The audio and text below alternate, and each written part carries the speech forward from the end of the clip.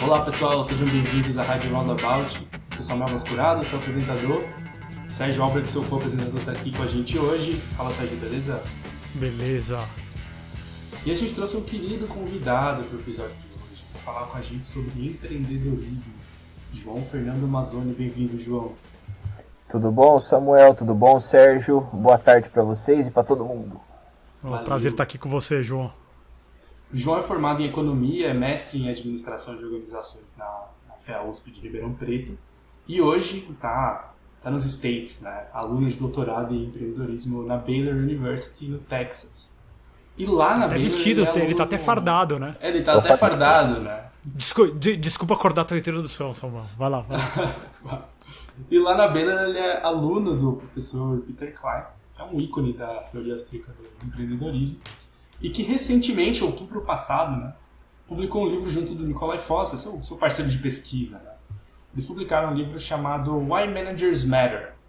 Ó, o Sérgio está com o livro aí, ó. Por que gerentes importam? E o ponto de partida desse livro é de que o mundo muda cada vez mais rápido, as tecnologias avançam e transformam a economia, a sociedade, de forma cada vez mais paradigmática, e as empresas têm encontrado dificuldade em se adaptar a essas rápidas mudanças. E é claro que a atividade empreendedora exige constante adaptação às mudanças. E se essas mudanças são cada vez mais rápidas, as empresas correm o risco de ficar para trás. Isso exige da empresa mais agilidade, mais flexibilidade. E é nesse contexto que surgem as teorias de gestão empresarial, que têm oferecido soluções, às vezes até fantasiosas, de como uma companhia deve ser gerida.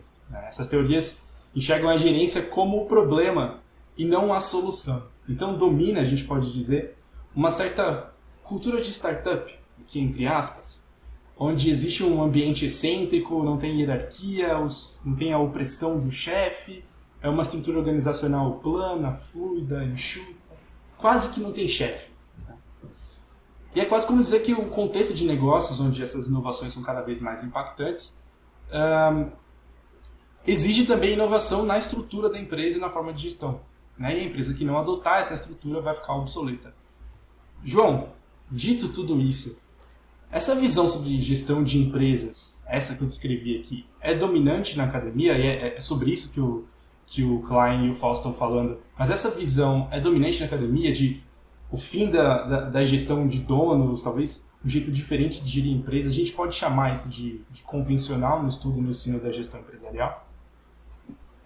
Bom, Samuel, é um ponto sensível, né, que os dois autores tocam no livro, mas ao mesmo tempo ele merece bastante atenção, porque isso não vem só depois da pandemia, mas antes da pandemia já existe, já começou a existir um apelo para startupização de várias economias, né? Ou seja, hoje em dia, sinônimo de progresso e sinônimo de crescimento meio que deixou de ser aquelas grandes empresas, grandes corporações como nós tínhamos antigamente, e passaram a ser as empresas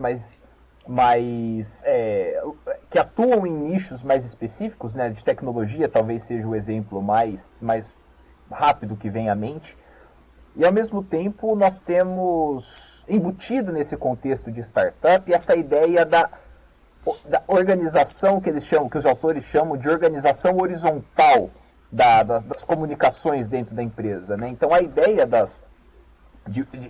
do pessoal que defende a abolição dos gerentes, dos middle managers, né? Ou seja, seriam aqueles gestores que não seriam necessariamente de altos cargos dentro da organização, mas ao mesmo tempo eles não são a ponta mais fraca da organização, são aquelas pessoas intermediárias que em geral são responsáveis por delegar funções, por responder às ordens da diretoria e repassar essas ordens para colaboradores de escalões mais baixos. Muitas dessas organizações eles acabam tratando no livro, né, de algumas empresas que tiveram essa... uma das que eles mais falam é a Zappos, né? A Zappos é uma empresa de varejo que ela é subsidiária da Amazon e que tinha essa perspectiva de, olha, vamos abolir todos os middle managers, agora a comunicação é completamente horizontal. Então, o Sérgio não é mais chefe, o Samuel não é mais chefe. Nós três compomos a equipe, nós três temos responsabilidades, entre aspas, equivalentes nesse sentido. Que é um ponto que eles... O principal argumento deles contra esse tipo de característica é justamente esse. Inevitavelmente, a hierarquia e a organização dentro de uma empresa fazem com que as atividades sejam melhor desenvolvidas e melhor executadas pelas pessoas que compõem essas organizações. É um ponto que pode eventualmente levantar alguma dúvida, mas que eles fazem questão de explicitar, lá para perto da segunda metade, né, do livro, eles falam, poxa, mas espera aí, como assim? É coerente uma pessoa que defende um mercado livre, que defende a competição dos mercados, não defender essa liberdade, entre aspas, dentro das empresas? Se a gente é a favor de descentralização dos mercados, como nós três aqui eu acredito que somos, então, teoricamente, nós deveríamos ser a favor dessa liberdade, dessa flexibilidade dentro das organizações.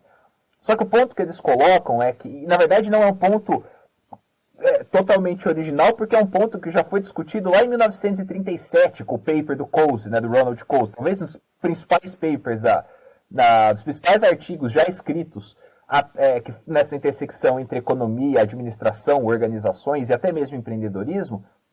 O The Nature of the Firm é justamente o que explica a existência de empresas. O que explica a existência de firmas? Se o mercado funciona perfeitamente, se o sistema de preços funciona perfeitamente, então, teoricamente, a gente não ia precisar de empresas. Aí, o Coase e o Oliver Williamson, mais para frente, eles desenvolvem e constituem o conceito de custos de transação. A definição original do Coase de custos de transação seria justamente o custo em se utilizar o sistema de preços. É muito difícil a gente tentar transportar o sistema de preços para dentro de uma empresa. Oferta de trabalho, demanda de trabalho. Geralmente você tem oferta e demanda de trabalho quando você está comparando uma empresa com um mercado. Olha, eu tenho uma massa de pessoas querendo a contratação, eventualmente querendo emprego, e eu tenho determinadas vagas na minha empresa para serem supridas. Então, nesse sentido, nesse ponto faz sentido a gente pensar em oferta e demanda de trabalho. Agora, dentro da empresa, as funções já estão estabelecidas, ou pelo menos devem estar estabelecidas. Então, essa lógica do sistema de preços, como a gente observa fora das organizações, fora das empresas, no mercado, ela não consegue de maneira perfeita, ela não consegue ser transportada, na verdade, para dentro das organizações. Por isso, esse é um dos argumentos que justifica a existência de hierarquia, que justifica a existência de delegação de atividades, que faz com que... Até mesmo é um argumento pró-burocracia. Isso eu acho que foi um dos pontos que mais me chamou a atenção no livro. É um dos últimos capítulos, eu acho que é o antepenúltimo ou penúltimo capítulo do livro, que eles falam sobre burocracia. É quase que instintivo, quando a gente ouve se falar de burocracia, vir na cabeça uma repartição pública, a prefeitura, governo do estado, governo federal, que a gente pensa, são várias etapas que a gente precisa carimbo, principalmente no Brasil, né? Assinatura, documento, firma reconhecida, essa coisa toda. Que de fato... A gente fala burocracia e já pensa no Detran, né? Exato. Fazer exame médico, essa coisa toda. Só que, na verdade, a burocracia, ela não se limita... Quando a burocracia foi um conceito que foi... Eles exploram esse ponto no livro, né? A burocracia, ela foi desenvolvida, ela foi consolidada lá com Max Weber, no começo do século XX. Só que ela não necessariamente, a realidade, o conceito de burocracia, ele não é simplesmente aplicado à esfera pública. O que a gente não gosta é, de fato, a esfera pública, porque isso gera custo. Né? Se a gente transporta essa burocracia para um limite extremo, a gente chega em rent seeking, a gente chega em captura, que aí o pessoal de public choice trabalha com isso de maneira muito mais efusiva. Agora, quando a gente pensa em burocracia para as empresas, para as organizações, ela faz sentido. Ela faz sentido porque a burocracia, ela divide as tarefas, ela divide as funções de cada uma das pessoas dentro da empresa, e você consegue, mesmo com essa burocracia inerente das organizações, você consegue desenvolver mecanismos de incentivos, de promoção de competição interna, mas que ao mesmo tempo essa competição interna dentro das organizações respeite uma certa ordem, respeite uma certa hierarquia. Até porque, já estou concluindo meu comentário inicial, a ausência de divisão de tarefas é aquela coisa, a ausência de poder é uma forma de poder também. A ausência de organização de tarefas dentro de uma empresa é uma forma de você organizar as tarefas dentro de uma empresa. alguém precisa fazer as tarefas que não são queridas por todos. Alguém precisa fazer as tarefas mais tidas como mais braçais ou mais operacionais. E é justamente por isso, entre outros motivos, é justamente por isso que a delegação de tarefas existe para que essas eventuais tarefas sejam cumpridas. Show de bola. João, Samuca, antes de você fazer uma pergunta, deixa eu só fazer quase que uma pergunta parecida com a que você fez, que o Samuca fez. Eu lembro de estar conversando com o Klein, sei lá, uns 2 anos atrás, na ERC, quando ele estava trabalhando nesse livro ainda, e eu que não sou uma pessoa que estou na academia do empreendedorismo, do management, e ele fala que assim, essa ideia do bossless, da empresa sem chefes e tal, é uma ideia que ela está crescendo na academia. Ela ainda não tomou academia, mas ela está crescendo. E vendo quão rápido essas ideias... Eu já vou falar aqui, quão rápido toda a ideologia woke pegou e tomou conta da academia em todos os aspectos. Ou o quão rápido que a gente tem visto uma série de ideias que pareciam absurdas 10 anos atrás e hoje em dia dominam a academia.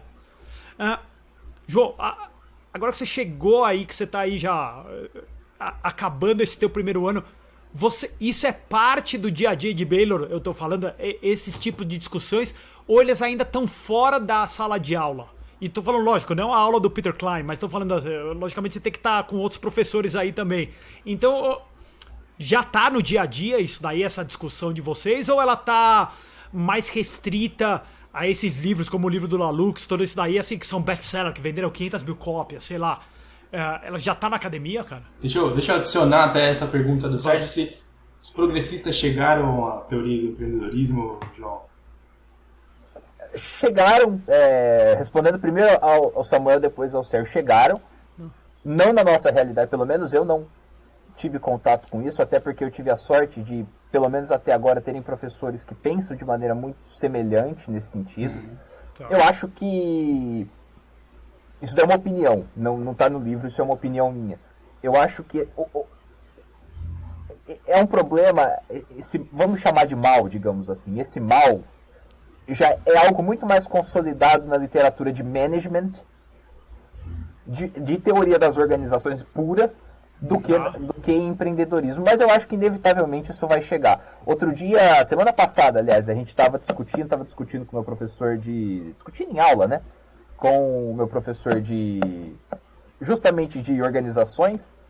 Ele estava falando que já existem muitos não, mas existem alguns outlets acadêmicos, algumas revistas aqui nos Estados Unidos, que estão publicando narrativas, como papers.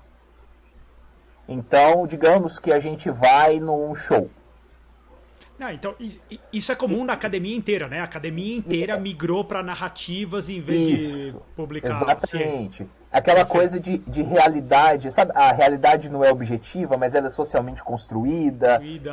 E por aí vai. E aí, fazendo um link, respondendo a pergunta do Sérgio, e acho que puxando com a do Samuel também, um ponto que eles abordam no livro, que, na minha opinião, foi o ponto que eu mais gostei, foi justamente essa ideia da Bossless Company como sendo uma forma de embutir essa agenda woke dentro das organizações. Perfeito. De embutir essa agenda de, olha, esquece corporação, esquece Ford, esquece GM, esquece Vanderbilt, esquece tudo isso.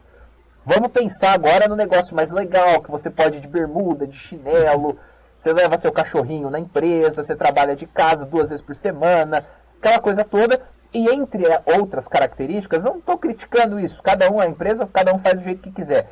Só que o argumento, um dos argumentos que eles usam para legitimar esse tipo de agenda é justamente, olha, ninguém merece levar bronca de chefe, ninguém merece, acordei com segunda-feira, 8 horas da manhã, com meu e-mail com coisa para fazer. Não, eu não quero esse tipo de preocupação, eu vou fazer do jeito que eu quero, algumas atividades, algumas empresas, eles mencionam, agora eu não vou lembrar o nome da empresa, mas uma das empresas que eles abordam no livro é uma empresa americana que nem os cargos eles têm denominação.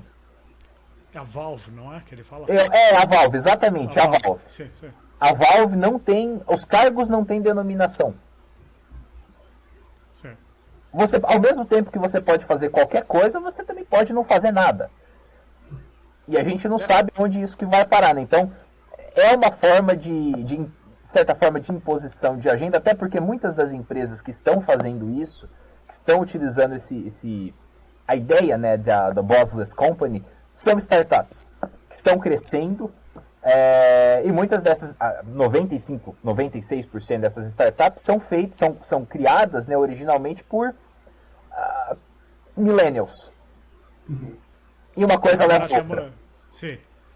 Não, então, o Samuca acho que está cansado já, mas desse ponto que eu vou fazer aqui, para mim é um ataque à propriedade privada, claro, e simples.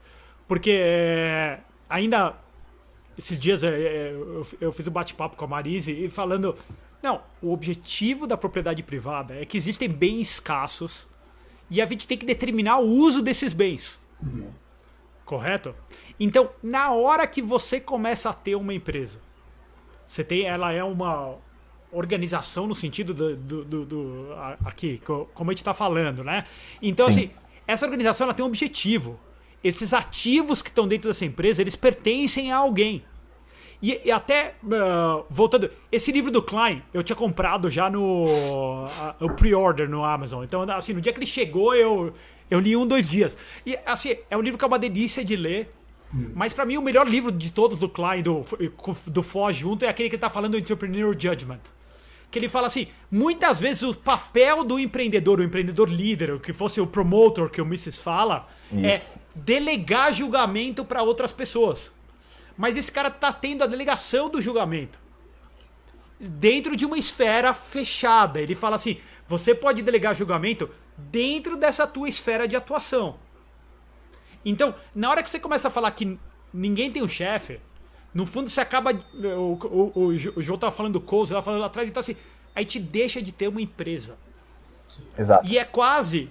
O João tá falando de 37, eu diria, não, a gente pode ir pra 1871, no livro do Menger, quando ele faz... ele já tá falando instituições pragmáticas e orgânicas. Pragmática, que seria de Hayek, é uma empresa, ela existe para seguir os objetivos do dono daqueles ativos que está colocando tudo ali dentro.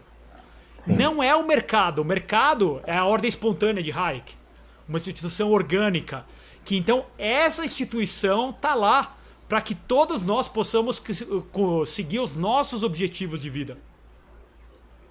Então, acho que é essa confusão que, inclusive, alguns liberais, ou ditos liberais, fazem, na hora que eles falam, não, então não faz sentido dentro da empresa eu vou ter um chefe. É quase que a gente voltar àquela distinção do esquerdista contra o cara de direita. Então, o esquerdista ele é igualitário, ele é contra toda e qualquer hierarquia.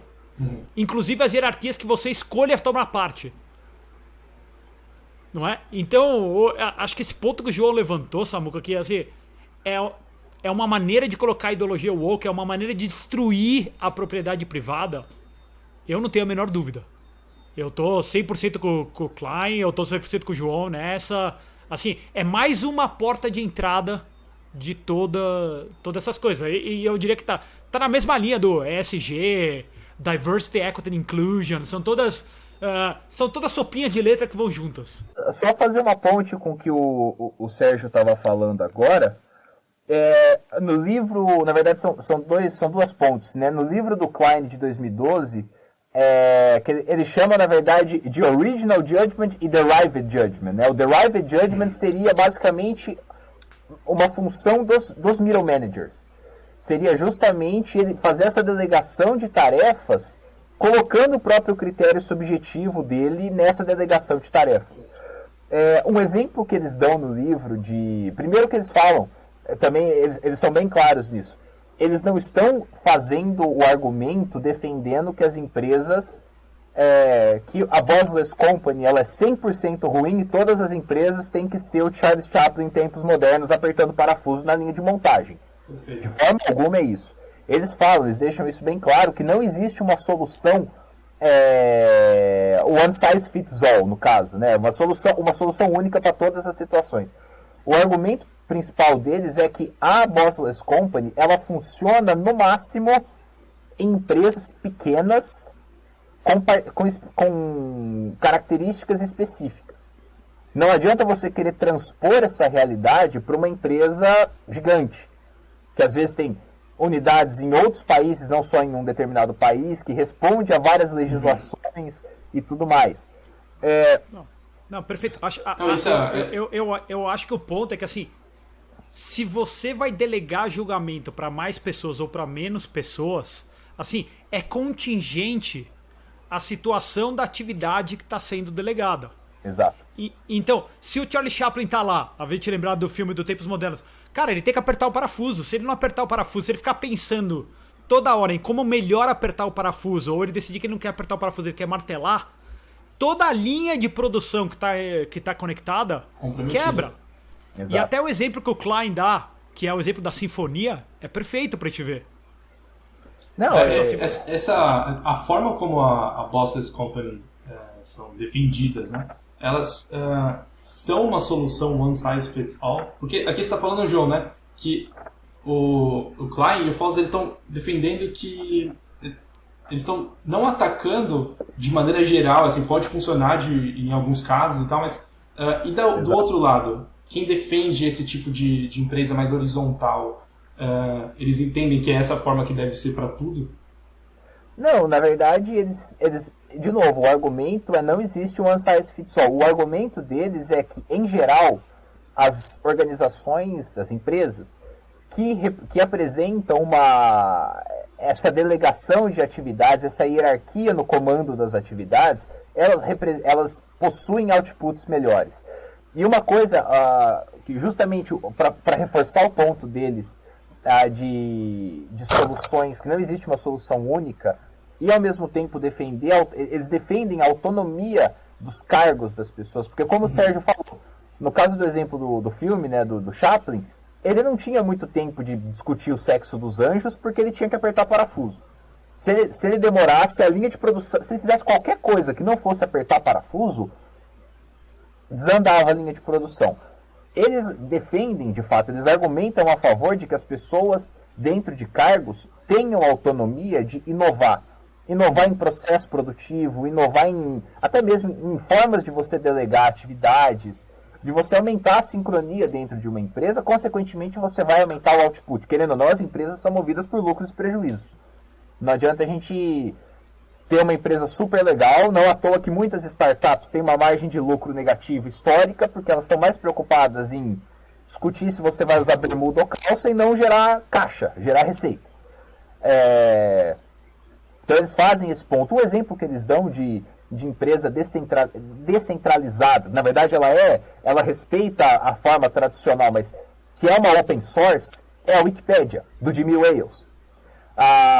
Justamente a Wikipédia, qualquer um, se eu quiser escrever um verbete, eu posso escrever um verbete para a Wikipédia. Ao mesmo tempo, esse verbete ele vai ser lido, vai passar por uma determinada avaliação. Se ele fizer sentido, tá lá. Mas todo esse fluxo ele foi criado. Exato. Ele foi desenhado pelo Jimmy Wales lá atrás. E, by the way, inspirado em Hayek. Quando ele estava estudando na Universidade de Alabama, acho que é clássico com o Roger Garrison, que ele tem aula, ou com o Mark Thornton, não sei com quem dos dois que ele tem a aula lá. E ele se empolga nisso, mas é uma ordem quase espontânea, ela não é 100% espontânea, porque ele determinou todas as regras desenhado, de como exatamente. funcionaria a ex ante. Ele estudou em Auburn, né? Ele foi para Auburn. E foi com o Garrison, se eu não me engano. Foi com o Garrison mesmo. Foi. E ele respeita, existe ordem. Sim. Nessa divisão de tarefas, mas ao mesmo tempo existe liberdade para alteração, existe liberdade para inserção e para retirada de conteúdo. É interessante esse ponto. Pegando esse gancho de dispersão do conhecimento, né, voltando para a gestão da empresa horizontal, né, me parece também um certo tiro no pé dessas empresas que não percebem a importância que cada um dos gerentes nos diferentes níveis dessa hierarquia tem de conhecer a sua especificidade, a área na qual eles trabalham, etc. E acaba correndo o risco da gente ver nessa derrubada de paredes, nessa conexão do trabalhador, do funcionário direto com o dono e derrubando todos esses, entre aspas, intermediários, a gente pode até que, de forma irônica, chegar numa espécie de microgerenciamento né, e no limite levar à ruína da empresa. Como que é como que é esse risco de microgerenciamento e desse backlash do Bossless Company? O exemplo que eles... O Peter deu esse exemplo quando ele fez o lançamento do livro, aqui em Waco até, ele fez o lançamento do livro numa cafeteria. Ele estava dando o exemplo que na Tesla, todo mundo tem o telefone, todo mundo tem que ter o telefone do Elon Musk.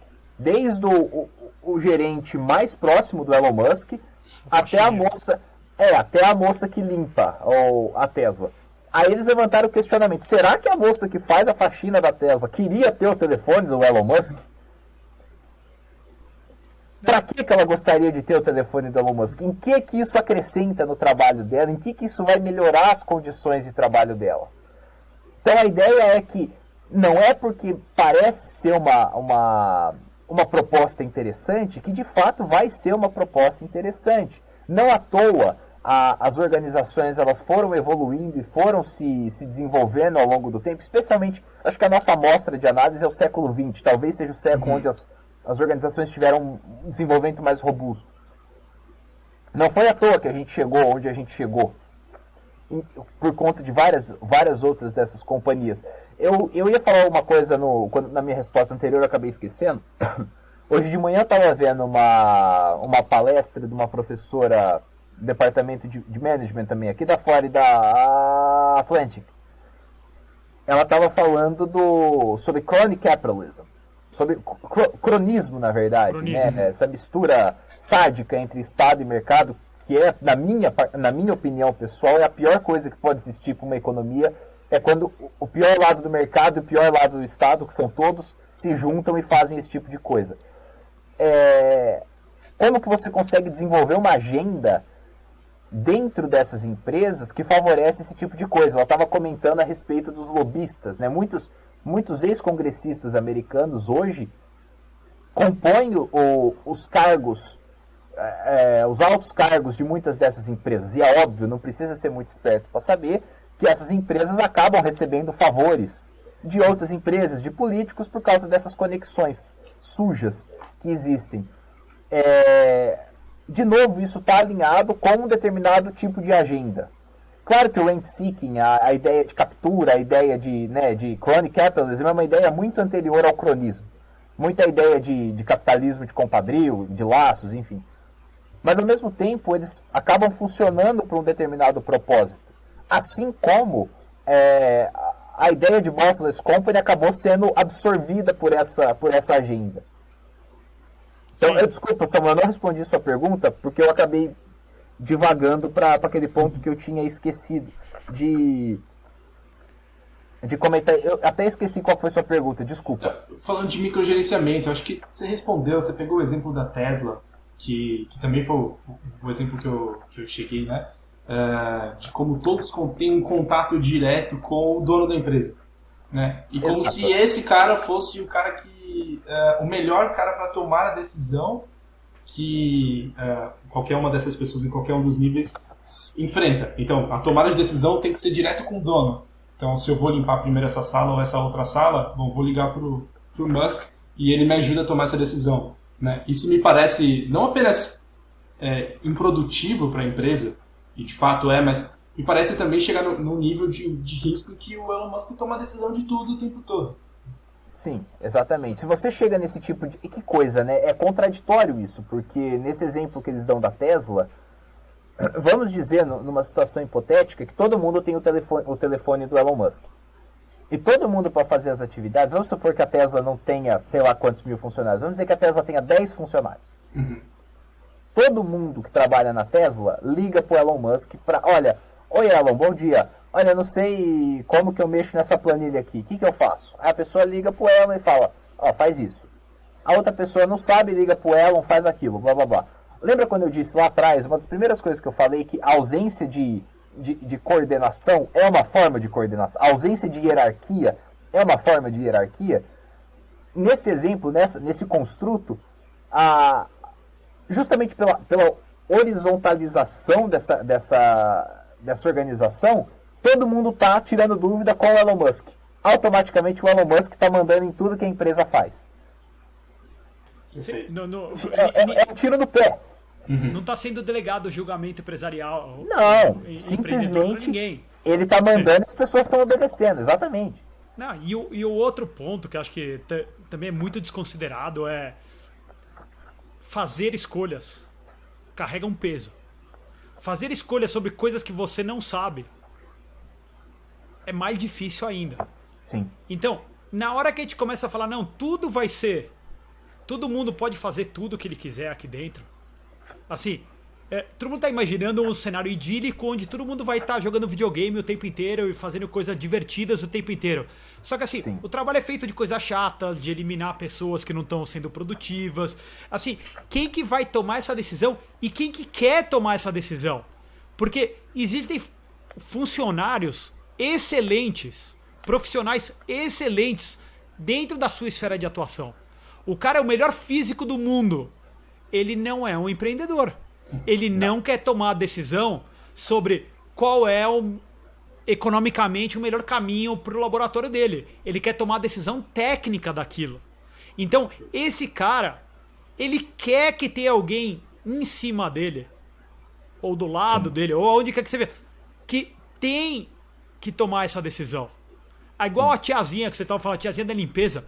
Já pensou? Eu vou ligar para Elon Musk para perguntar se eu compro outra vassoura dessa ou não. Ele vai me jogar a vassoura na cabeça.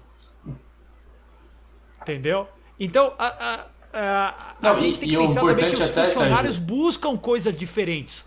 Não é só que a situação... Desculpa, Samuca. Não é só que a situação demanda trabalhos diferentes, estruturas diferentes, estruturas que sejam mais hierárquicas ou menos hierárquicas, mas as pessoas também buscam trabalhos com escopo mais amplo de atuação e o escopo mais limitado de atuação.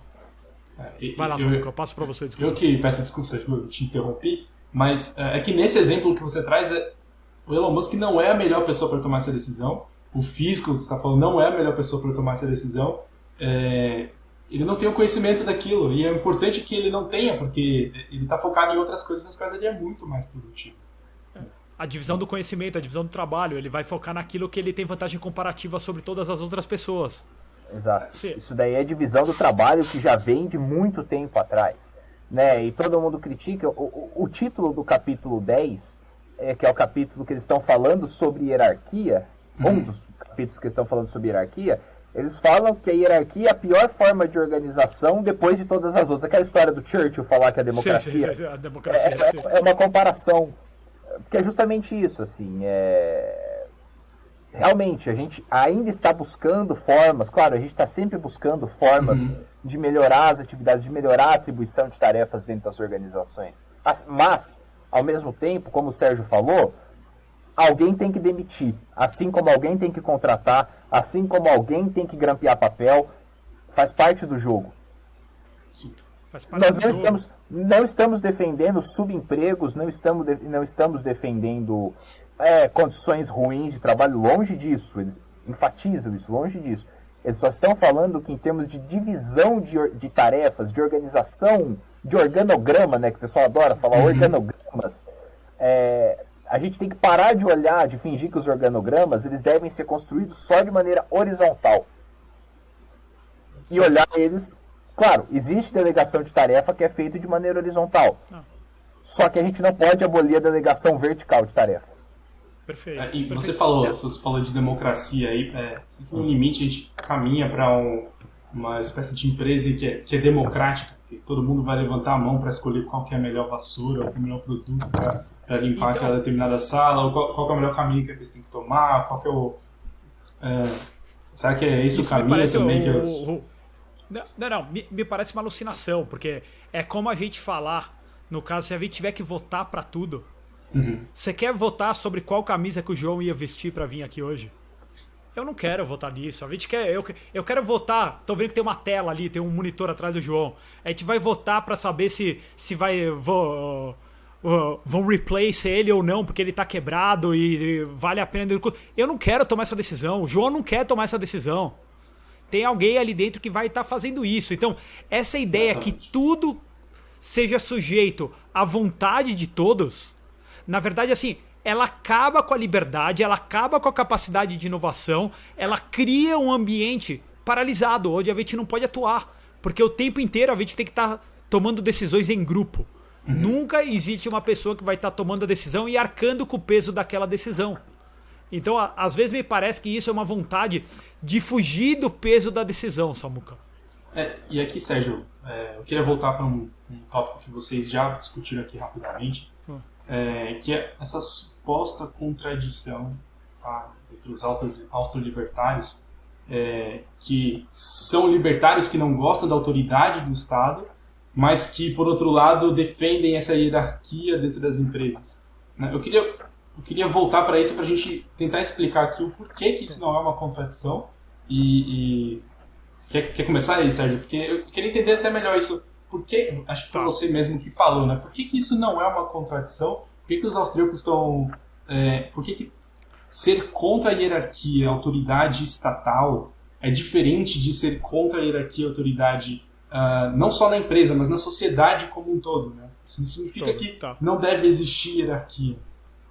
Não, então, acho que até dando um passo para trás, até saindo um pouco do management aqui, para depois a gente fazer o zoom in, a gente entrar, até dentro do próprio movimento libertário, o movimento contra a autoridade como um todo, a gente tem uma série de pessoas, sei lá, eu geralmente denomino ele como libertinos.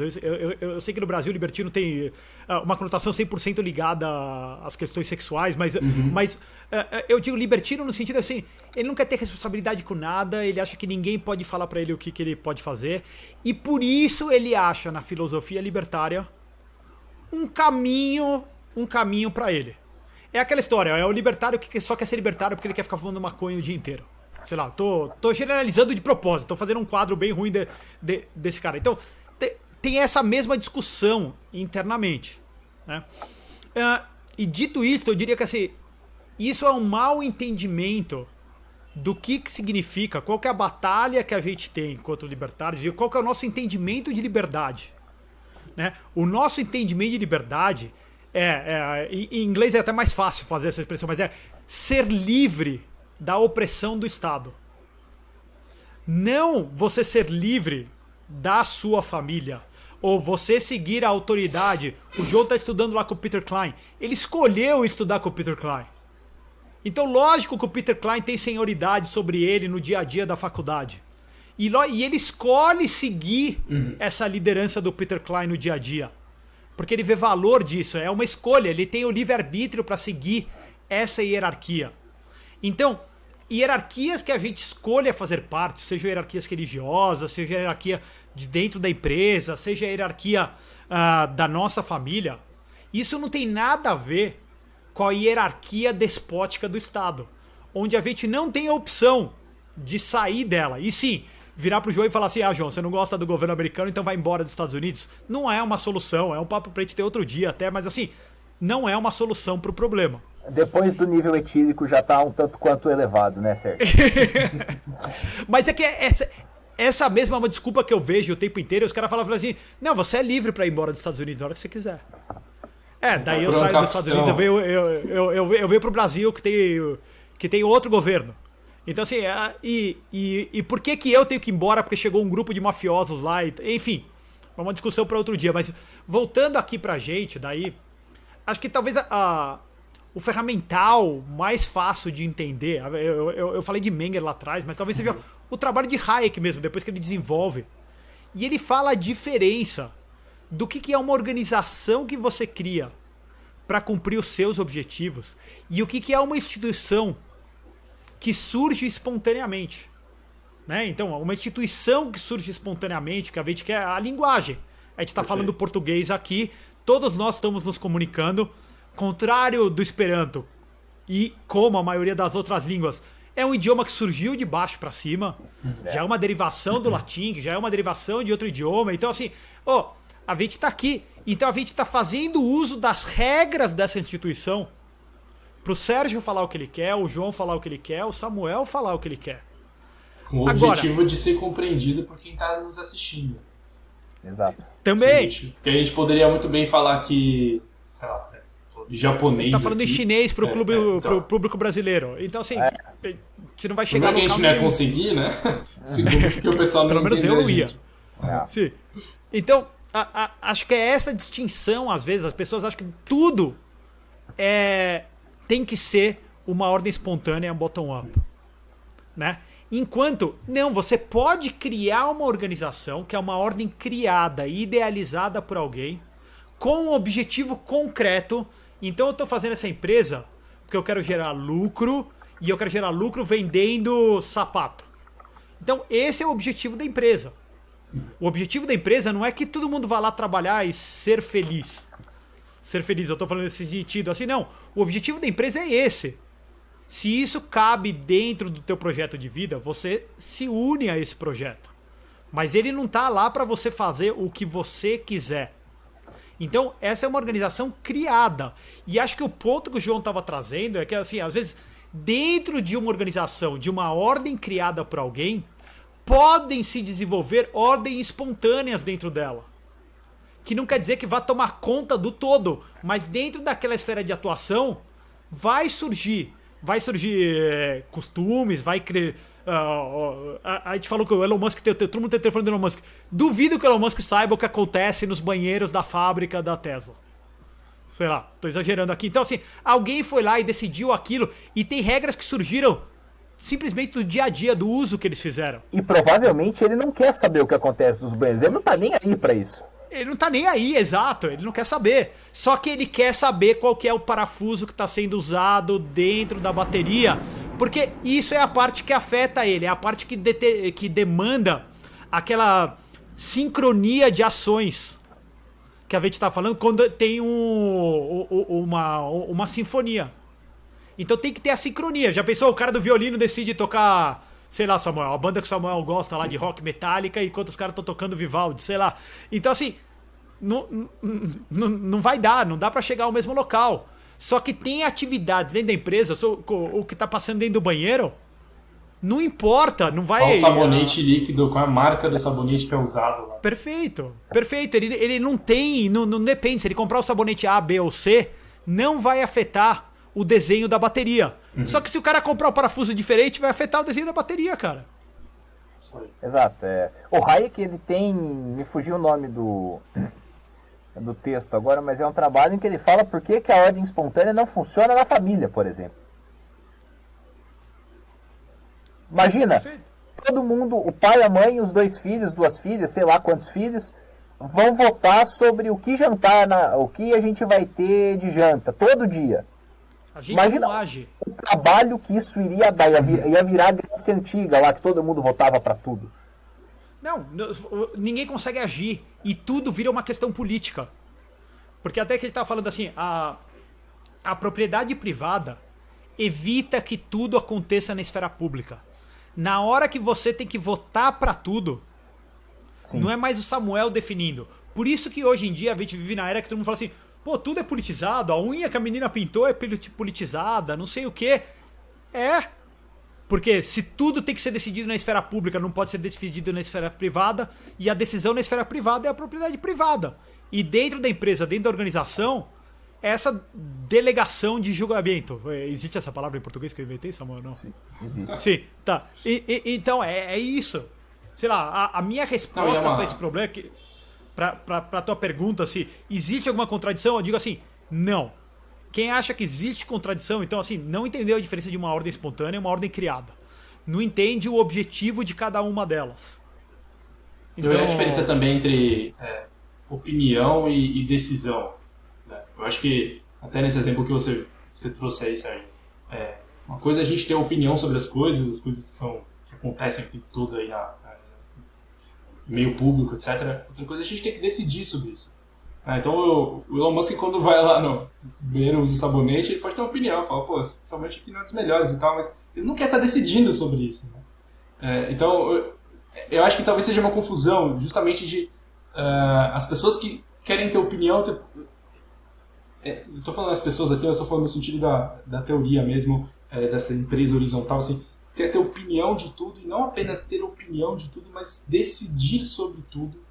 E aí, no fim das contas, é um impeditivo para o próprio funcionamento da empresa. Ninguém age. Eu acho que quando você coloca em consideração o exemplo que o Sérgio deu, né, de uma empresa, vamos votar para tudo que nós vamos fazer. Isso seria possível numa empresa que não possui nenhum tipo de restrição. Restrição orçamentária, restrição de tempo, restrição de recursos. A partir do momento que você... que é o que acontece com todas as empresas desse mundo, que você tem restrição orçamentária, que você tem restrição de tempo, que você tem outros tipos de restrições, não tem como você expandir as discussões para qual tipo de sabonete a gente vai usar no banheiro. Essas instruções... Não é válido, não é importante saber que tipo de sabonete a gente usa no banheiro, porque isso não afeta o produto final da empresa, que é valor. A gente fala... Acho que esse é outro ponto, Sérgio, que vale uma diferença, né? Que você estava falando do pessoal que é mais efusivo na defesa da abolição do Estado e abolição das empresas. Acho que foi a primeira coisa que eu falei. A gente não pode fazer uma transposição de 1 para 1 da realidade dos mercados para a realidade das empresas. Perfeito. O sistema de preços não funciona do jeito que ele funciona nos mercados dentro das empresas. Esse é o ponto principal. A gente precisa de ordem, a gente precisa de hierarquia, como o Klein e o Foss colocam no livro. Essas ordens elas precisam ser respeitadas. E, de novo, o próprio sistema de preços nos mercados, ele representa uma ordem. Ele não é ausência de ordem, muito pelo contrário. Ele é uma forma de ordem, ele é uma forma de regulação e é a forma de regulação mais eficiente que existe. Não significa que pode tudo. Pelo contrário, o sistema de preços proíbe um monte de coisa e é para proibir.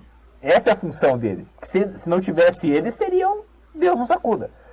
E dentro das hierarquias, dentro das empresas, a gente não pode fazer essa transposição de 1 para 1, portanto, nós precisamos de mecanismos de organização e mecanismos que sejam eficientes do ponto de vista econômico, do ponto de vista locativo, do ponto de vista de resultado, de entrega, né, de deliverables, do que a empresa entrega, e mais do que isso, que é o ponto que eu queria fazer para fechar meu comentário, que é a questão do valor.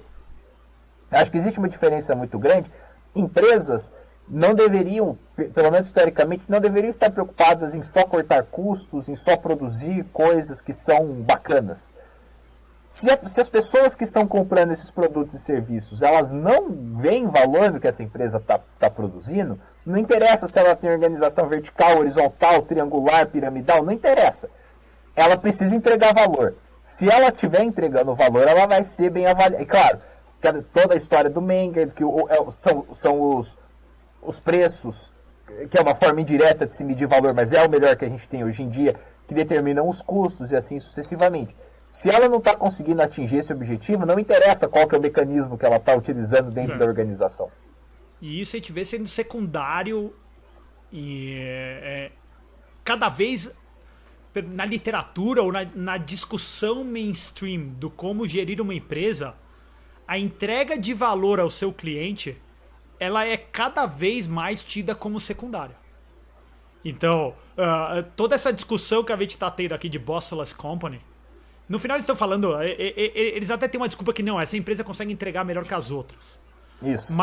Mas existe até uma questão moral para eles, o fato da gente se livrar do boss, do chefe, do gestor. Existe uma questão moral aqui, não só o que está sendo entregue. Né? Acho que, Samuca, acho que é um ponto que a gente está metendo pau nisso, mas eu acho que assim, é super importante entender que essa discussão ela não aparece do nada, essa discussão sobre Bossless Companies. Acho que quando o Joe estava falando lá atrás, e até a gente pensando lá no filme do Chaplin, a maioria das empresas lá atrás, grande parte da sua atividade, eram atividades mecânicas que buscavam uma eficiência estática dentro delas. Sim, a linha de produção. Uma vez que eu colocar em pé, é eficiência estática que eu estou querendo buscar a cada momento. No momento que eu estou fazendo isso, eu preciso de um chefe que mande mesmo. Charlie Chaplin, você tem que apertar o parafuso da direita para a esquerda, não da esquerda para a direita. É isso que você tem que fazer porque a linha de produção funciona dessa maneira. Então, nesse sentido, você precisa de um chefe assim. E hoje, a gente chega em várias empresas em que o produto que essa empresa tem que entregar para o cliente final, o valor que o João estava falando, talvez ele não pode ser produzido em sua inteiridade, de maneira inteira, simplesmente pelo Charlie Chaplin apertando o parafuso na linha de produção. Sim. Então, ele é um problema real hoje, que todo chefe tem que ser o chefe do Charlie Chaplin lá. O cara grita, ele grita, né? Sai fumaça da cabeça do cara, o cara tá bravo. Então, essa discussão é real, e acho que até o Peter Klein fala muito disso, ele e o Nikolai Foss, eles falam no livro, acho que até ele faz uma piada, que ele fala assim, todo mundo lembra do cara do The Office lá, o Michael Scott. Sim. Assim, o cara do The Office, que é um cara totalmente inútil e tal.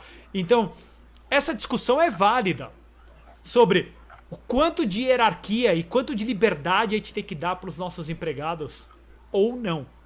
Para mantê-los questão motivados, né? E acho que esse também é um ponto que aparece, que é como manter os trabalhadores motivados, né? E aí eu acho que vocês falaram aqui logo no comecinho, pô, o cara acorda logo cedo de manhã, já tem um e-mail, já tem uma ordem que ele tem que fazer e tal. O cara tem que ir de terno todo dia pro trabalho, é irritante, ele não se sente motivado. E aí, isso é uma coisa, e outra coisa é simplesmente não ter chefe. O cara, a motivação máxima dele é não ter chefe. Agora eu vou ser o melhor trabalhador de todos. Isso. Eu não vou ter chefe, ou às vezes é assim, eu não tenho que seguir nenhuma técnica dentro da empresa. Sim. Porque tem essa discussão também, né, João? Sim, eu não tenho que seguir nenhuma regra interna, eu posso fazer tudo do meu jeito. Exato. Isso, de novo, rebate naquele ponto que você tinha falado, Sérgio, de quem não defende ordem nenhuma. É um problema. A partir do momento que você acha que você é livre para não respeitar ordem alguma, significa que você não entendeu como que funciona a ideia de liberdade. Liberdade não é... Acho que esse é um ponto... Eles não tratam disso, pelo menos não diretamente no livro, mas isso é muito importante. Liberdade não é ausência de ordem. Perfeito. Liberdade não é bagunça. Liberdade é você respeitar um determinado arranjo institucional e dentro desse arranjo institucional você se coordenar de maneira mais eficiente, pensando em empresas de maneira mais eficiente, pensando na nossa vida de maneira que traga maior satisfação para a gente. Um pouco utilitário esse argumento, mais utilitarista, mas respeitando as regras do jogo. Esse é o mais importante. Sim. A partir do momento que você acha que não existe regra do jogo, você não entendeu como o jogo funciona. E eu acho que, batendo de novo na tecla dessa ideia do valor, que eu acho que é um ponto que eles abordam brevemente no livro, mas que eu acho que fica mais implícito, que a gente, acho que, não sei se foi de propósito, mas eu acho que isso fica mais implícito no livro, é que a gente tem que pensar realmente na produção de valor de muitas dessas empresas, né? Querendo ou não, as empresas, mesmo uma empresa que não tem ordem, uma bossless company que não tem um gerente, ela vai ter o gerente mais importante dela, que é o consumidor. Isso é dado. Isso é necessário. Perfeito. O consumidor é o gerente máximo que manda naquilo lá tudo. A partir do momento que você para de comprar o produto dessa empresa, você perdeu seu principal chefe, seu principal líder, seu principal gerente, você chama do jeito que quiser. Acabou. Então, por definição, você não consegue ter uma hierarquia zero. Sério, nas palavras do Mises, é a ditadura do consumidor. Exatamente, a soberania do consumidor. A soberania, né? Porque de fato é a soberania mesmo, né? O consumidor, que numa economia de mercado, é o consumidor que determina se aquilo que você está fornecendo está atendendo a necessidade dele ou não. E, de novo, isso implica em valor, isso implica em entrega de valor por parte da empresa. Se a empresa não está sendo capaz de entregar valor, ela pode ter a gestão que for. Ela está fadada ao fracasso, ela está fadada a falir. E acho que óbvio que eles não abordam isso no livro, mas eu acho que é de se pensar. Porque, e eu mencionei nisso brincando logo no começo da nossa conversa, mas eu acho que é de se pensar. Por que muitas empresas, muitas startups principalmente, têm uma taxa de falência tão alta? Sei lá, 80%, não sei quanto que é, mas é alta. Tudo bem, eles incorrem, muitas delas têm problema de custo, têm problema de recursos, mas ao mesmo tempo muitas delas têm injeção de venture capital absurda. E ainda assim elas não conseguem se sustentar. Não conheço trabalhos empíricos, trabalhos que tratem especificamente a respeito dessa questão da bossless. Na verdade seria até um tema interessante, né? Você analisar como que era o organograma dessas startups e ver se elas faliram ou não. Será que existe uma relação direta? Eu acredito que exista. Acho que deve ter alguma coisa, mas acho que até um ponto que o Peter Klein bate bastante. Eu fico falando Peter Klein, mas o Nikolai Foss também. Eu sei que eles dois batem bastante no livro. O quanto que é realidade e o quanto que é lenda. Que é somente um discurso, que é somente uma narrativa. João, voltando para o que a gente estava antes de começar a gravar. Que é somente uma narrativa que realmente não exista um boss. Que não exista alguém tomando essa decisão. E ele cita os casos, agora eu não estou lembrando as empresas, João, mas ele cita o caso de uma maneira que assim, ninguém tem o cargo, mas existem as pessoas que, por definição, lideram, porque elas são mais líderes lá dentro, ou elas são mais amigas do fundador, que querendo ou não é o equity holder, é o dono do capital. É a Morningstar que eles falam. A Morningstar é do tomates, não é? A Morningstar é do tomate, exato. Isso. Então... na hora que você olha de perto as ditas empresas sem boss que estão tendo sucesso, na verdade, elas têm uma estrutura hierárquica. Sim. Pode não ser uma super pirâmide, mas não é flat a estrutura. Tem alguém tomando a decisão lá dentro, no dia a dia. Então, a gente está falando da análise empírica, e aqui também é uma análise empírica, você não está olhando dados, mas ele está olhando a realidade do que acontece dentro dessas empresas e o que acontece só na narrativa. Porque a narrativa é muito bonitinha, falar não tem chefe nenhum aqui. Sei lá, pra mim é amedrontador isso, mas pra maioria das pessoas é bonitinho elas escutarem isso. Então, mas na hora que o cara entra lá no dia a dia, ele vai ver que tem. E um outro ponto desse daqui que ele fala, em algumas situações, vira quase aqueles filmes que a gente vê de high school, da galera no high school nos Estados Unidos, que assim, o cara que é o mais popular se dá bem, o cara que é tímido se ferra no dia a dia da escola. Enquanto, se fosse uma estrutura um pouco mais hierárquica, esse cara tímido, que poderia ser aquele físico que a gente falou lá atrás, o cara é a estrela da empresa. Sim. Acho que, pegando esse ponto do que o Sérgio falou também, eles dão um exemplo do Paul Adler, né, lá da USC, falando que o capitalismo, a gente precisa pensar em linhas gerais, o comentário é que a gente precisa... rever a forma como o capitalismo funciona e, consequentemente, como que as organizações elas funcionam. É um problema. A gente estava até conversando antes, né, Sérgio, antes de começar a nossa conversa aqui oficialmente, sobre algumas autoras europeias que tratam desse assunto de maneira... algumas da UMA em particular, que trata sobre esse assunto, e é uma questão... Acho que é a terceira ou quarta vez que eu falo isso, mas é verdade, é uma questão de agenda. Não à toa a gente fala, tem também um economista muito querido no Brasil, cujo qual não será mencionado, mas o nome dele começa com uma consoante, e o segundo nome também começa com uma consoante, o primeiro nome tem 5 letras, a segunda tem 4. Ele é um dos maiores, eles batem muito na tecla da questão da política industrial, né? Eles precisam, porque o Brasil precisa de uma política industrial, porque você não pode ser rico só exportando commodity, aquela coisa toda que a gente já conhece, já sabe esse discurso aí dos anos 40, lá do Cepalino. Mas em momento algum eles questionam, a ideia de vantagem comparativa não passa pela cabeça deles. Eu sei que isso aqui está fugindo um pouco do tópico, desculpa me estender, mas eu acho que isso daí também é uma questão de agenda, é uma questão... É difícil você dissociar a política econômica, a própria ideia econômica de uma determinada agenda política. E eu acho que isso é uma coisa que os dois autores eles tentam fazer, falar, olha, a gente está defendendo a questão da hierarquia, porque, como eu disse lá atrás, ela é a pior forma depois de todas as outras, e ao mesmo tempo a hierarquia ela não tenta defender nenhum tipo de agenda política embutida.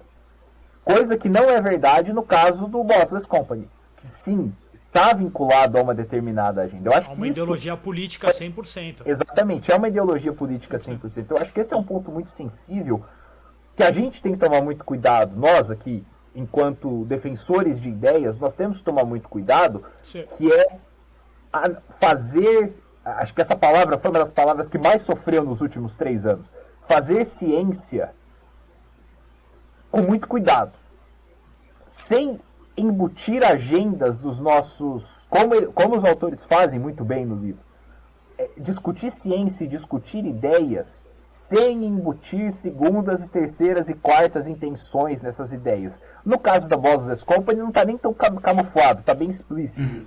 No caso de política industrial não está camuflado, está bem explícito. Mas a gente tem que tomar esse cuidado. Eu acho que a gente, pelo menos particularmente, eu acho que a gente tem que tomar esse cuidado. E a aplicação da agenda progressista no setor privado ainda não é de cima para baixo. Quer dizer, a gente ainda está, falando com o João, está discutindo o tema acadêmico, né? Mas talvez é uma coisa que a gente possa esperar. O ESG já é uma realidade. E o que mais? Diversidade, equidade. Só o ESG, mas o CSR também acaba sendo... Acaba entrando dentro... O CSR é o precursor, né? O Corporate Social Responsibility. Então, acho que tudo isso... eu tinha falado pro Samuca que eu achava que esse tópico da nossa conversa e do livro do Klein, ele é relevante e ele é... Se a gente voltasse agora 10 anos atrás, assim, ele é predizível no sentido, porque existe um problema real, que é esse problema que eu estava falando anteriormente, que é assim, a gente mudou, não é só mais a linha de produção apertando parafuso. Então tem empresas que uma estrutura totalmente hierárquica e engessada realmente não funciona. Então existe um problema real. Existe o segundo, que é essa questão, essa agenda progressista que o Samuca está falando, que está se expandindo e cada vez mais eles querem tocar todos... Eu ia falar, a agenda progressista quer tocar a esfera privada. É exatamente o que o progressivismo fala. Então, e aqui pelo menos sempre que eu falei sobre ESG em outras situações, eu sempre falo que, assim, que é uma tentativa de destruir o capitalismo de dentro para fora. Né? Você vai destruir a empresa de dentro para fora. E essa obsessão pela Boswell Company, eu diria que é igual, porque é a destruição da propriedade privada de dentro para fora. Então você entra dentro de uma esfera, um bundle de ativos, que é uma empresa, e eu vou destruir a gestão dessa propriedade. E o terceiro ponto que eu tinha comentado com o Samuca uns dias antes, não sei, João, você já viu esses videozinhos que tem do TikTok? A menina fala e posta o vídeo dela chegando... olha, eu tô chegando aqui pro meu dia de trabalho no Twitter, meu dia de trabalho no Google. E todo esse... O cara chega, o cara não trabalha. O cara fica o dia inteiro pegando um latte não sei aonde, fica pegando... Depois ela senta numa poltrona que tá balançando, tudo. E a gente começa a ver agora, nesses últimos 6 meses, talvez... Layoffs e layoffs. Layoff gigante, no momento que simplesmente o Banco Central começa a enxugar um pouquinho o excesso de liquidez que existe no mercado. Então, eu ia entrar nesse ponto aí, Sérgio. Eu tava aqui no radar, porque eu acho que é muito importante para falar dessa onda startupeira. A gente tá numa era de juros baixos. Né? Sim. É uma era de juros baixos e permite... Agora o João é um cara mais formal que eu, mas eu vou falar assim, essas palhaçadas que acontecem do cara virar assim, vamos negligenciar totalmente o nosso consumidor, vamos negligenciar totalmente o papel do empreendedor e do dono dos ativos que está arriscando tudo numa atividade incerta e vamos pensar só como que a gente vai fazer para tudo ser bonitinho aqui, seja no SG, seja no Diversity, Equity and Inclusion, seja no desenho de CSR. E para mim, esse desenho de... A obsessão por Boswell Company, para mim, ela tá dentro dessa mesma patologia que tá tocando todas essas outras sopinhas de letra. Deixa eu fazer uma provocação para vocês. Vai lá. É muito rápido. É uma provocação seguinte. Qual que é a função social da empresa?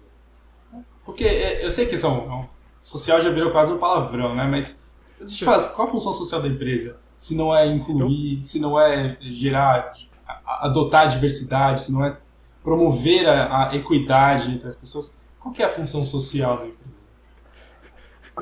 Me fugiu o ano do texto do Fried, mas 78, eu não lembro qual que é o ano 71, do 71. Né? A função social da empresa é gerar lucro. Ponto, acabou a história. Não tem como. Acabou, é isso. Eu vou mais aqui. Assim, primeiro uma anedota sobre isso daqui. Então, em 21 teve 50 anos do artigo, né? E Booth, a escola de negócio de Chicago, a primeira escola do mundo a ter um MBA, né? Friedman tava na escola de Chicago, não em Booth, mas tava na escola de Chicago e tal.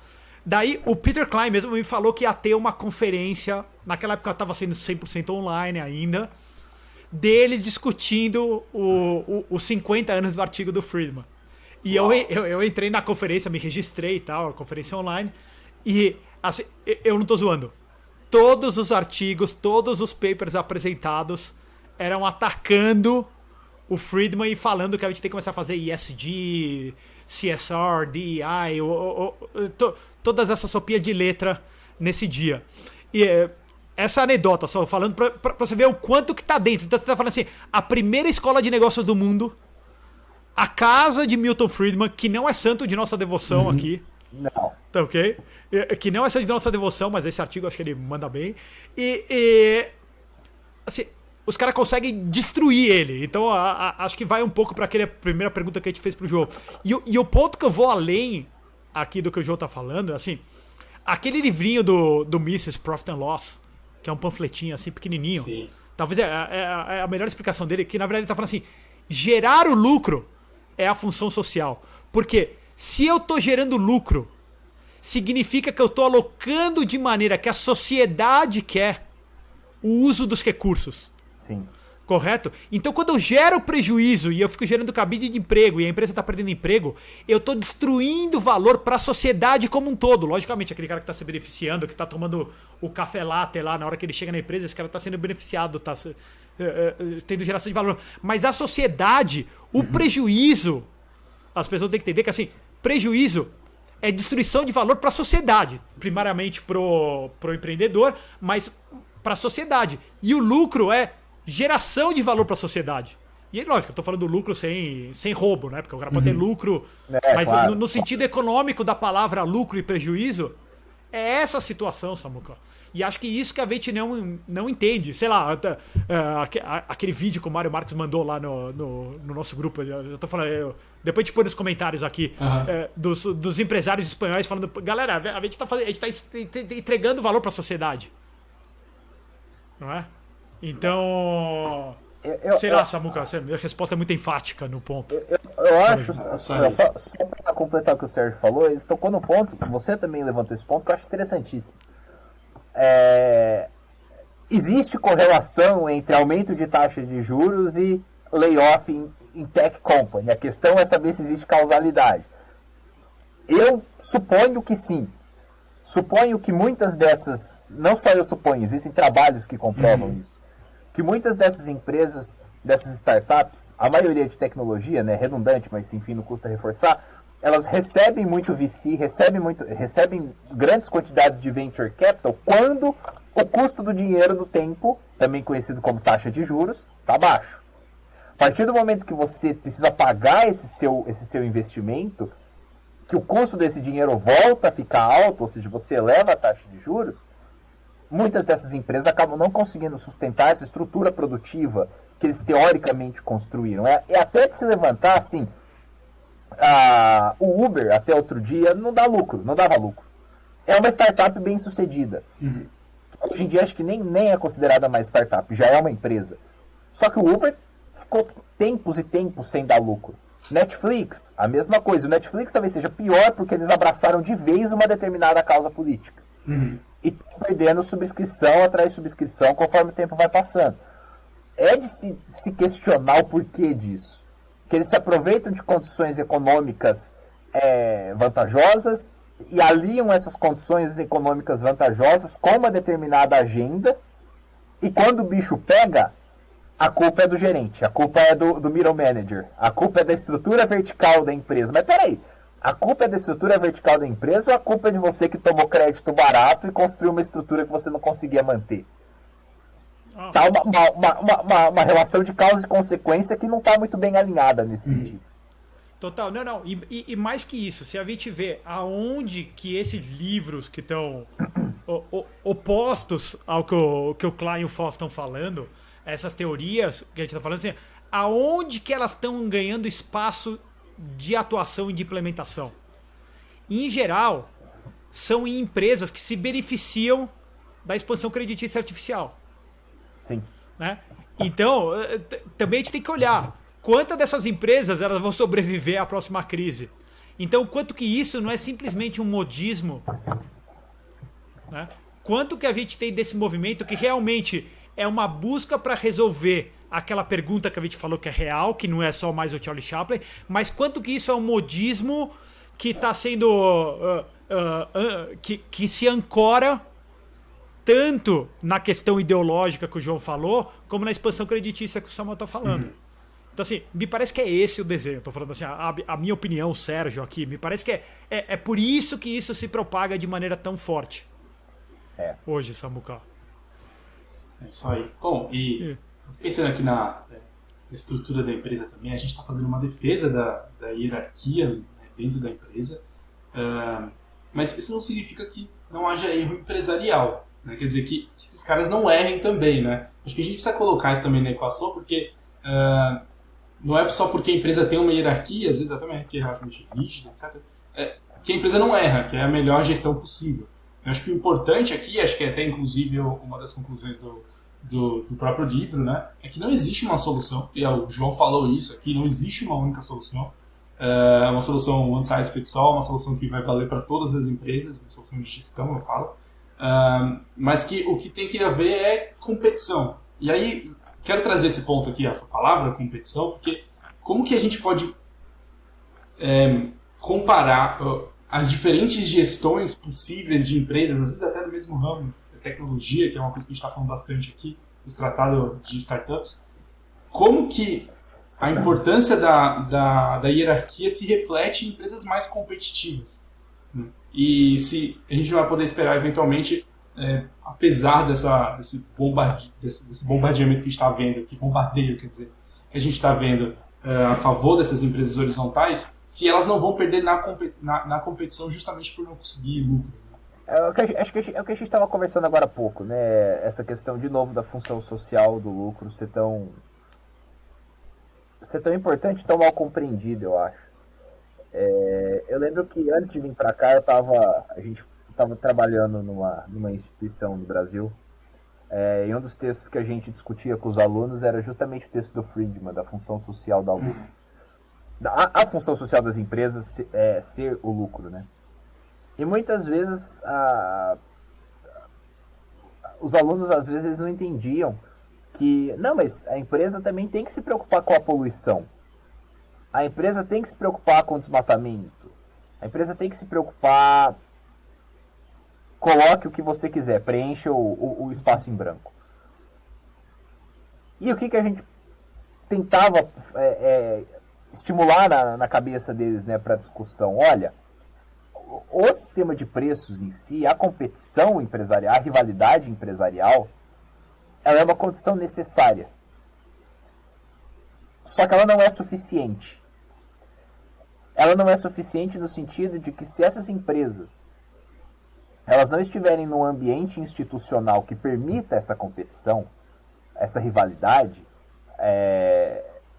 coisas ruins acontecem. Eu lembro que eu falei agora há pouco sobre o capitalismo de compadrio, o seu negócio tão problemático.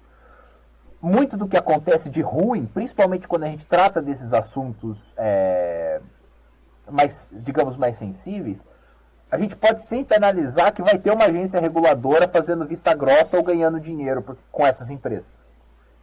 A gente sempre vai ver um governo, um governador, um vereador, um deputado, um senador, sei lá, quem ganhando dinheiro porque a empresa está molhando a mão do cara. Aí a questão não é, de novo, a gente não olha para a organização interna da empresa, mas a gente olha a organização lá de cima. Quais são os tipos de laços que estão sendo feitos? Qual que é a conexão política que essa empresa tem? A função social da empresa é dar lucro. Só que ela precisa entregar valor para dar lucro. Isso é uma condição necessária. Se ela não entrega valor, ela não pode dar lucro. Como que a gente tem empresas históricas, que são empresas quase que deficitárias historicamente, que existem até hoje? São empresas que ganham dinheiro de maneiras indiretas, vamos colocar assim. Então esse é um problema muito, eu acho que, Samuel, esse é um problema muito sensível, que toca no problema da Bossless Company, mas eu vejo a Bossless Company mais como consequência do que causa. Eu acho que no livro, esse tópico ele é uma consequência de um problema anterior que o Sérgio já abordou. Claro que, mesmo sendo uma consequência, essa consequência causa diversos outros problemas que são secundários. Mas eu acho que a gente precisa dar um passo atrás e entender qual que é a motivação em se ter esse tipo de problema, em se ter esse tipo de discussão. O que está motivando a gente ter essa discussão aqui? O que motivou o Klein e o Foz a escreverem esse livro? Eles escreveram esse livro do nada. Existe uma agenda, de novo, sei lá quantas vezes eu disse a palavra hoje. Existe uma agenda, existe uma motivação para eles, para se combater argumentos como esse. E eu acho que esse é o verdadeiro problema que a gente, enquanto acadêmicos ou enquanto pessoas próximas à academia, de certa forma, precisamos estar atentos e precisamos discutir de fato o que está levando a gente a ter esse tipo de conversa que a gente está tendo aqui hoje. Perfeito. Eu acho que o único ponto que eu complemento que o João está falando, assim, essa busca por valor e o empresário navegando, ou a empresa e o empresário navegando nesse mundo incerto que muda o tempo inteiro. Né? Na hora que a gente está falando de uma empresa totalmente flat, como que a gente vai tomar as decisões difíceis e necessárias? Como que a gente vai ter agilidade para tomar essas decisões? Mises, quando ele está falando do cálculo econômico, né? E até a discussão se é mais do que simplesmente o problema de informação do Hayek que está falando, o que o Mises está falando lá atrás, ele está falando assim, existe um problema, porque assim, para eu direcionar o futuro, eu tenho que ter a propriedade. Sim. Então, de novo, todas essas coisas que estão falando de destruir a propriedade privada, então destruir essa busca pelo lucro que o João está falando, ou pelo uso dos recursos de acordo com a visão do empreendedor e as pessoas que ele delegou esse tipo de visão, faz com que a empresa fique, primeiro ponto, lenta na tomada de decisão, em momentos de alteração do cenário. Lógico, enquanto o mercado só está expandindo, expansão creditícia, bolha, é tudo mais do mesmo todo dia. Né? Então ali você não tem tomadas de decisão tão difíceis. Mas na hora que você tem um ponto de inflexão, você precisa disso. E não adianta falar, a gente pode replicar esse papel para uma outra pessoa. Não, se a gente não tiver a propriedade privada, se a gente não tiver o dono da empresa, se a gente não tiver alguém, por definição essa decisão não vai ser tomada. Então, eu acho que é esse o problema, Samuca. É isso que a gente pode esperar. E é isso que a gente está vendo já nesse primeiro momento, que enxugando um pouco a liquidez no mercado, o que está acontecendo com todas essas empresas de tecnologia, que eram os principais beneficiários disso, e eram os principais promotores dessas ideias como ESG, DEI, CSR e Bossless Company. Esses são os caras. Bom, pessoal, já caminhando aqui para o final do nosso papo, você está falando uma coisa importante, que a gente vai entrar num novo ciclo agora, uma outra fase do ciclo. Os juros vão começar a subir e vai ser cada vez mais comum a gente ver startups quebrando, demissões acontecendo, vai se tornar comum nos próximos anos. Né? O que eu acho muito improvável é que a gente veja qualquer espécie de passo para trás da agenda progressista. Isso eu não espero. Mas, João, eu queria perguntar, é difícil, não tem bola de cristal aí, né? Mas como que você tem observado a evolução dentro da academia, da teoria do empreendedorismo? O que a gente pode esperar para essa nova fase do ciclo? Que tipo de estudo que vem por aí? Se vai ser fortalecida essa que a gente está discutindo, a importância do gestor, ou se não é culpa do Banco Central que vai subir os juros, e se a gente só tivesse mantido os juros baixos, a gente teria tudo funcionando às mil maravilhas. Eu acho que existe uma divisão no estudo quando existe quem estuda mais o cenário em que os empreendedores estão envolvidos, que a gente chama de macro, né?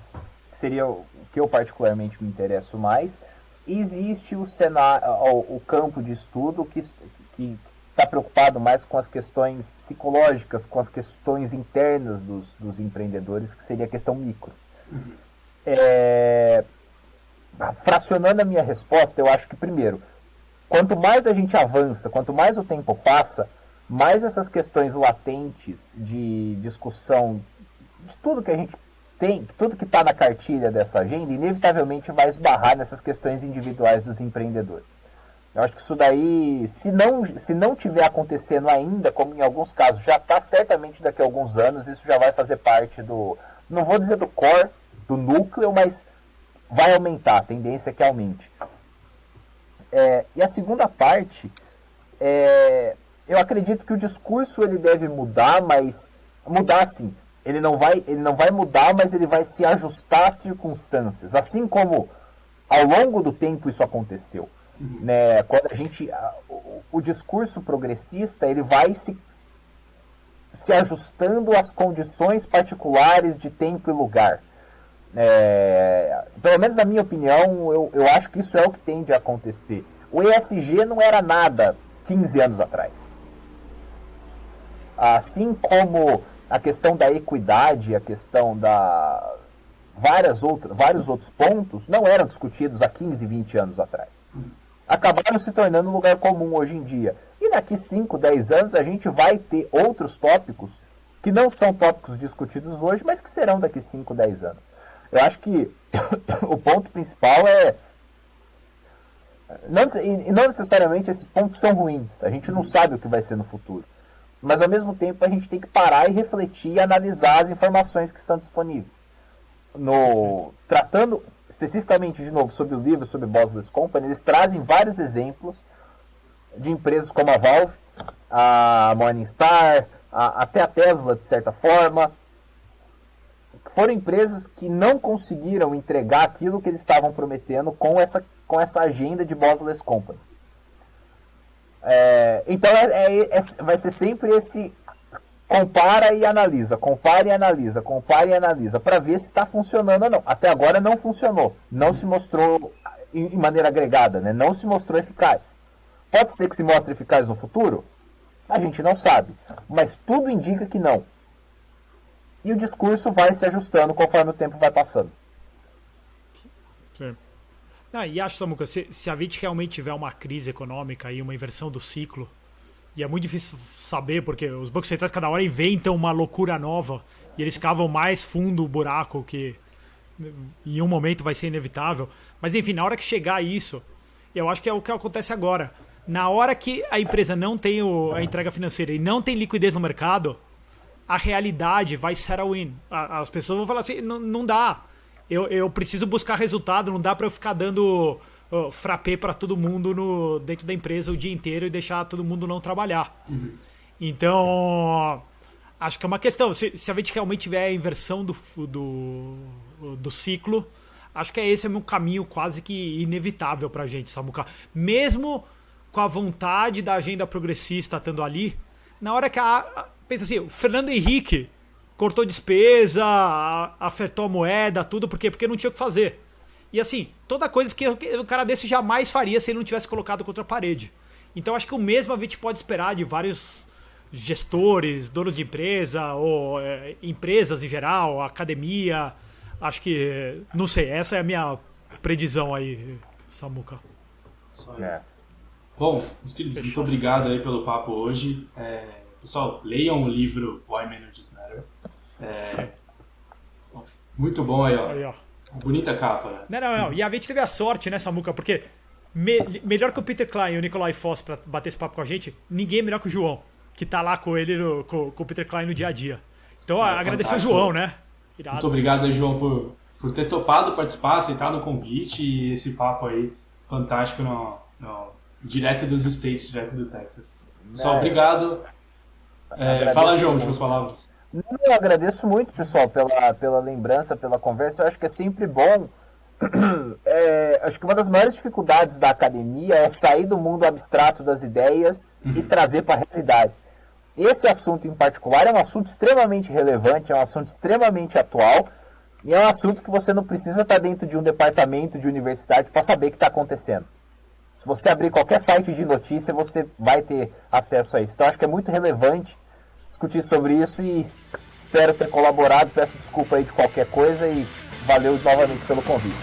Isso, show de bola aí. Até a próxima, pessoal. Valeu, pessoal.